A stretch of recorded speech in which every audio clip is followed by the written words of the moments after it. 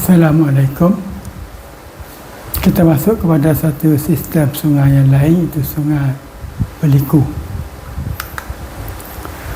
Ini adalah satu gambar menunjukkan Sungai Beliku. Jadi kita boleh lihat ada satu alur sungai yang dominan, satu saja, dan sungainya berliku-liku, dia bukannya jenis straight.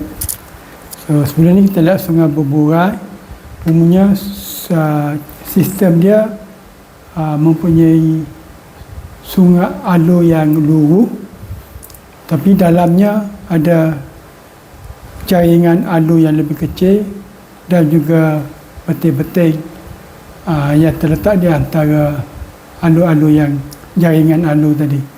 So ini adalah sistem Sungai Beliku, sangat berbeza dengan sistem sungai berburai. Umumnya kalau sungai berburai terletak di bahagian hulu sungai, profil yang agak curam. Sungai yang Beliku ni profilnya lebih landai. Okay? Dia lebih landai dan biasanya terletak di kawasan yang lebih ke hilir, jauh daripada kawasan pegunungan, kawasan dataran.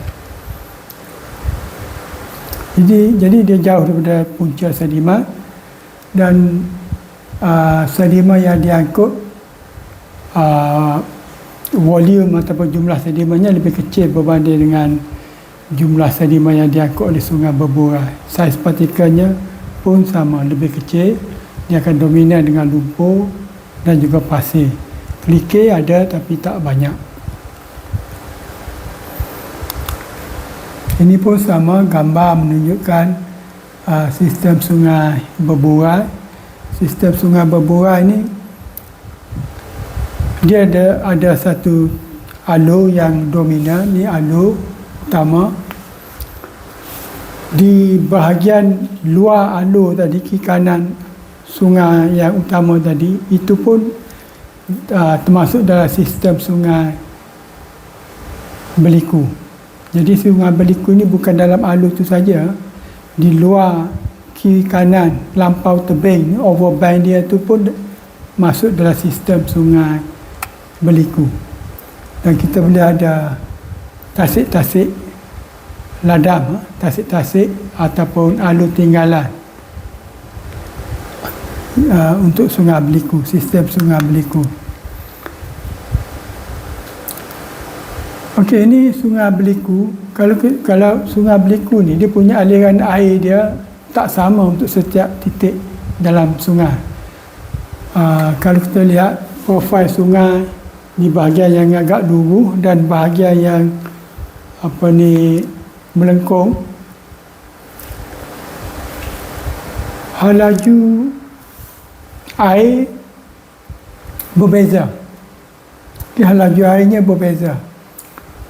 Kalau kita lihat di alur, laju air di bahagian air di permukaan lebih laju berbanding dengan air di dasar.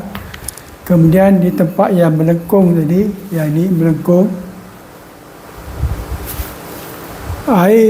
kelajuan air di lengkung bahagian luar tu jauh lebih laju berbanding dengan bahagian dalam.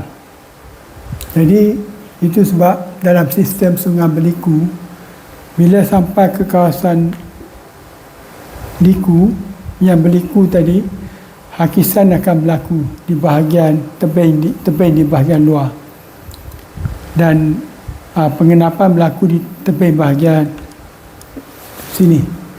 Di bahagian sini berlaku hakisan, di bahagian sini berlaku pengenapan. Ini menyebabkan alur ini akan beranjak ke arah sana, yang sini beranjak ke sini.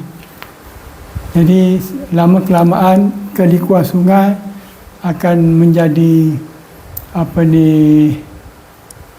makin alurnya akan berubah kedudukan, yang mana akhirnya akan membentuk tasik ladam dan sebagainya.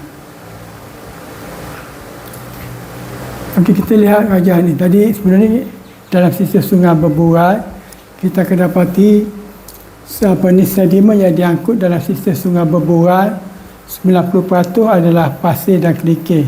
lumpur cuma 10%. Kalau kita bandingkan dengan sistem sungai berliku, sistem sungai berliku, jumlah sedimen yang diangkut dominan dengan lumpur. Kemudian pasir. Kerikil boleh ada tapi tak banyak. Kerikil tak banyak. Dan satu lagi, dalam sistem sungai berliku ni ada sedimen gambut, pik. Ini sebab kawasan sungai berliku ni kawasan yang subur, ditutupi oleh tumbuhan di kawasan lampau tebing, di overbank dia. Jadi sumber sedimen bahan-bahan berkarbon, bahan-bahan organik akan menjadi banyak, tinggi kandungan dia. Dan arah pergerakan channel alur dia, kalau kita lihat, dia memang berliku-liku.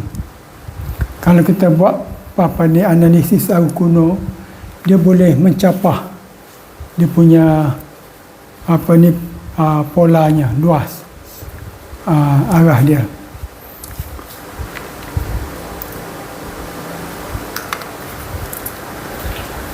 Okey, kita lihat pula morfologi yang ada di sistem sungai berliku.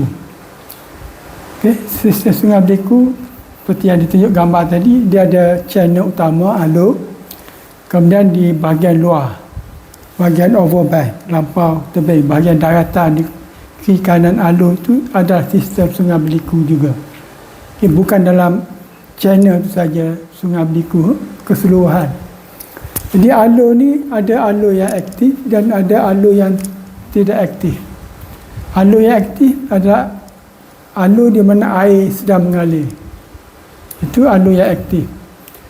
Manakala yang tak aktif ni dulu alur, tapi disebabkan oleh berlakunya proses anjakan, kelikuan yang berubah-ubah tadi menyebabkan terbentuknya tasik ladang. Jadi alur akhirnya menjadi tasik. Itu yang kita panggil alur tinggalan, tasik ladang. Kita lihat gambarnya nanti. Dalam alur yang aktif ni,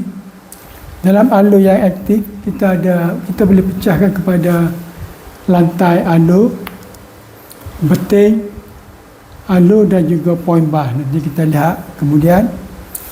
Overbank ataupun lampau tebing itu kawasan yang di luar sungai, luar channel tadi. Dia boleh ada levee ataupun tertambak, ada crevasse play dan dataran banjir. So di dataran banjir boleh ada fire kolam. Kita lihat lebih detail. Ini alur yang aktif. Okay, alur yang aktif. So lampau tebing, levee ataupun tertambak di kiri kanan alur ni. Kiri kanan alur ni ada kawasan yang lebih tinggi, itu tertambak. Kemudian kita ada dataran banjir. Ini dataran banjir dan ada crevasse play. Okey, ini keadaan macam mana tasik ladang ataupun alur tinggalan tadi terbentuk. Kita ada sistem sungai berliku, ada tasik ladang. Tasik ladang ni terbentuk apabila berlakunya alihan alur disebabkan hakisan yang berlaku di selekoh. Ini bahagian selekoh sungai. So akhirnya bila hakisan menyebabkan liku ni bercantum dengan kelikuan ini, menyebabkan air sungai akan mengalir terus dan ia ni akan tertinggal. Itu yang dikatakan alur tinggalan ataupun tasik ladang.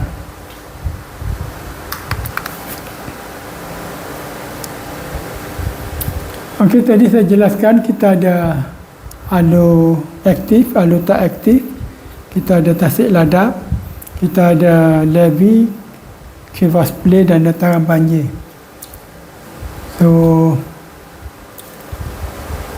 Yang sentiasa ada air adalah dalam alur yang aktif dan juga tasik ladam. Tapi tasik ladam airnya tak bergerak. Airnya tenang, tak bergerak. Alur aktif air sentiasa bergerak, membawa sedimen secara seretan ataupun secara ampaian. Lampau tebing, overbag, dalam kebanyakan masa tak ada air, kering. Okay, kita lihat raja ni.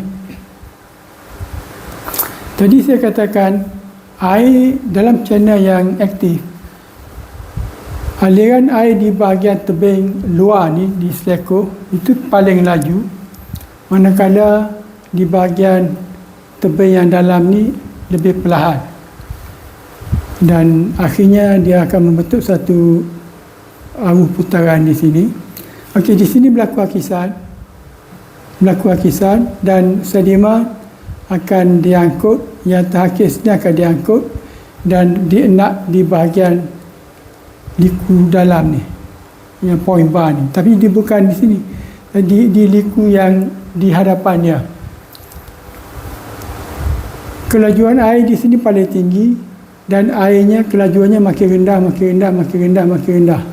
So ini laju air paling rendah di point bar bahagian dalam, paling tinggi di bahagian sini. Jadi sedimen yang terendap di bahagian dasar ni, itu adalah sedimen paling kasar. Manakala makin ke atas, sedimen yang terendap makin halus dan makin halus. Proses ini berterusan. Hakisan berlaku di sini, endapan berlaku di bahagian ini. So akhirnya alur ni akan bergerak ke sini, ke depan ni. Jadi sedimen yang terendap di sini ni akan berterusan. Jadi sedimen yang terendap, sedimen yang terendap di alur aktif ni, makin lama dia akan makin lateral continuity dia makin memanjang. Jadi sedimen yang terendap di sini makin lama makin panjang, makin luas sebaran dia dan tak mengalami hakisan. Yang terbentuk ni tak dihakis. Tadi saya katakan kelajuan paling tinggi di sini dan makin ke atas ni makin rendah. Jadi sedimen yang terendap di sini paling kasar, makin ke atas makin halus. Jadi sekuen ataupun jujukan yang terendap di sini kasar di bawah, makin ke atas makin halus. Jadi jujukannya adalah menghalus ke atas. Jadi dalam satu channel yang aktif, jujukannya menghalus ke atas dan yang terbentuk, fasis yang terbentuk atau persekutuan yang terbentuk ini, dia tak terhakis. Tapi dia makin lama makin meluas. Secara mendatarnya dia sebarannya makin meluas. Tak seperti sungai berborai. Beting yang ada jujuk dominan dengan klike, tapi dihakis oleh beting yang baru, jadi tak ada sekuen yang jelas. Berbeza dengan sistem Sungai Beliku, kita ada sekuen jujukan menghalus ke atas untuk channel beting alur yang aktif, dan alur ini tak fasis ni, jujukan ni tak dihakis. Dia tak dihakis. Akhirnya kita akan dapat jujukan yang terdiri daripada bahagian bawah sedimen kasar, makin ke atas sedimen makin halus. Kita boleh jumpa cross bedding, lapisan silat, dan di bahagian atas ni pun kita boleh jumpa ripa. Kalau ada klike pun akan boleh menunjukkan implikasi. Sokongannya adalah baik, sokongan butiran. Sebab dia nak secara seretan, semuanya dia nak oleh arus yang mengalir seretan.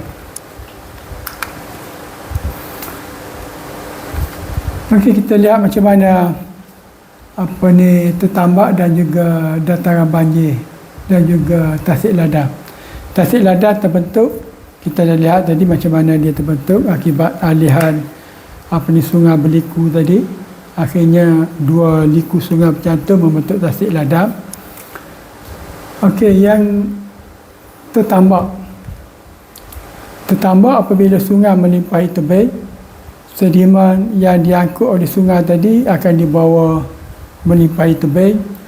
Biasanya yang dekat dengan tebing ini pengenapannya lebih banyak, lebih kasar, lebih banyak berbanding dengan yang lebih jauh. Jadi lama kelamaan di kiri kanan tebing tadi dia akan jadi bentuk satu levee ataupun tertambak yang lebih tinggi daripada dataran banjir. Itu yang dikatakan tertambak. Jadi tertambak ni dia lebih tinggi daripada dataran banjir. Okay. Kalau ini channel, tertambak lebih tinggi daripada dataran banjir. Jadi bila air itu hampir melimpahi tertambak, lebih tinggi daripada dataran banjir, air belum melimpah lagi. Tapi kalau tertambak ni pecah, sebelum air melimpahi tertambak, air akan keluar melalui tertambak yang pecah ni. Contohnya sini, tertambak ni pecah. Ni ada tertambak. So air dalam sungai channel ni banyak, tinggi. So air ni akan mengalir melalui tertambak yang pecah ni, dan dia bawa sedimen. Semuanya sedimen melalui tertambak yang pecah dan dia terendap, akhirnya membentuk satu endapan cupingan bentuk kipas ni. Ini dataran banjir. So cupingan kipas ini dipanggil crevasse plate, dan sedimennya sedimen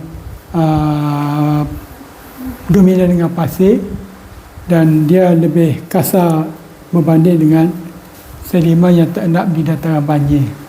So itu kaedah pembentukan crevasse plate. So itu dulu berkenaan dengan bahagian pertama. Kita lihat morfologi dan juga kaedah pembentukan morfologi yang ada tadi untuk Sungai Berliku. Sekian.